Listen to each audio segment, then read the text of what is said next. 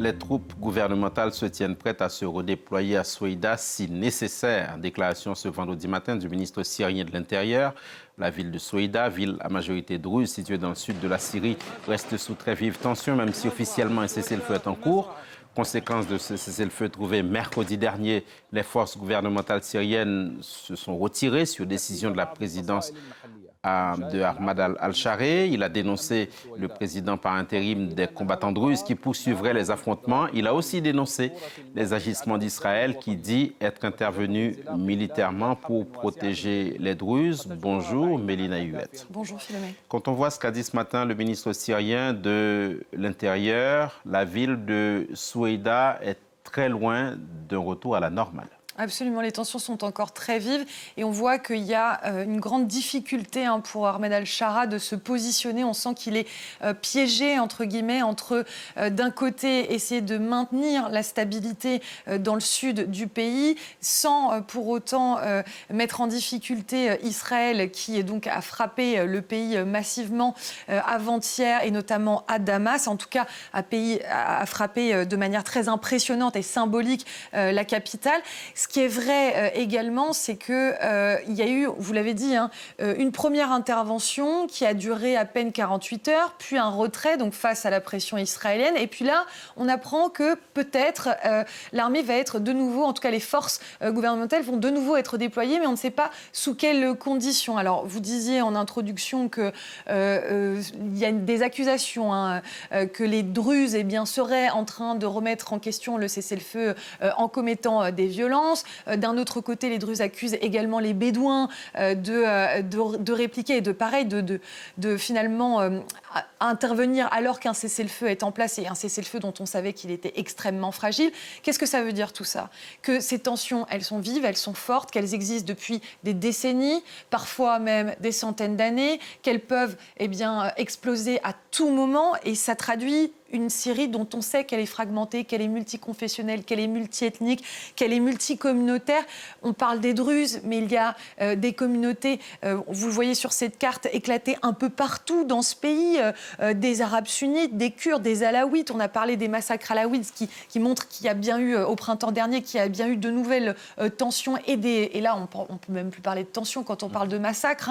Donc c'est très difficile pour Ahmed al-Shara de tenir le pays. Il se veut rassembleur, il se veut un président qui va unifier la Syrie. Mais il faut rappeler qu'il y a eu plus de 53 ans de dictature, qu'il y a eu 14 ans de guerre civile. Imaginez l'ex-Yougoslavie, lequel ne s'est pas rétabli en 7 mois. Et ça fait 7 mois qu'il est président intérimaire. Donc voilà, grande difficulté pour Ahmed al-Shara à cet instant. Et on ne sait pas s'il va redéployer ou pas. Pour le moment, c'est une menace, ou en tout cas, c'est un avertissement, mais on ne sait pas s'il va le faire et quand.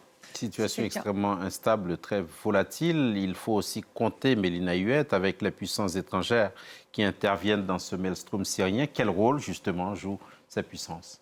La première d'entre elles, on l'a évoqué, c'est Israël. Israël qui a une position extrêmement ambiguë, puisque d'un côté, il y avait des efforts de normalisation entre les deux pays.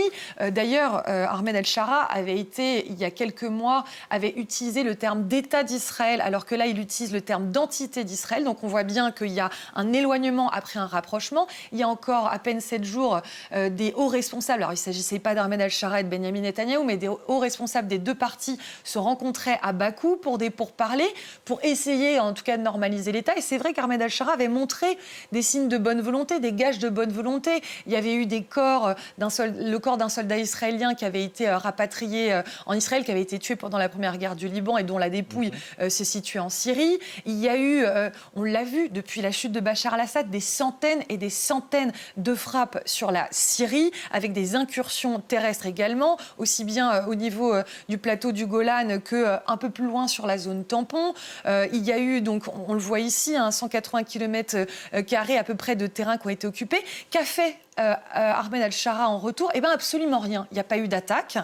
Il y a même eu, quand il y a eu la guerre des 12 jours contre l'Iran, finalement, la Syrie a laissé Israël sans se positionner du côté iranien. Ils ont même, vous le voyez ici, saisi 49 cargaisons d'armes qui étaient en direction du Liban de la part du côté de l'Iran. Donc on voit qu'il y avait quand même une volonté de se rapprocher d'Israël. Eh bien, ces négociations-là, elles sont a priori au point mort. Et puis une partie de la base d'Ahmed al-Shara ne veut absolument pas qu'il y ait un rapprochement d'Israël. Et puis on parle des Druzes, mais les Druzes ne sont pas tous d'accord pour qu'Israël intervienne, parce que ça n'est pas du tout une communauté qui est homogène. Et puis il y a la Turquie qui s'est exprimée sous la voix d'Erdogan il y a encore quelques heures pour condamner l'action d'Israël, et de son côté les États-Unis qui sont beaucoup plus proches du pouvoir syrien actuellement que Netanyahou qui lui est extrêmement méfiant à l'égard d'Ahmed al-Shara. Merci.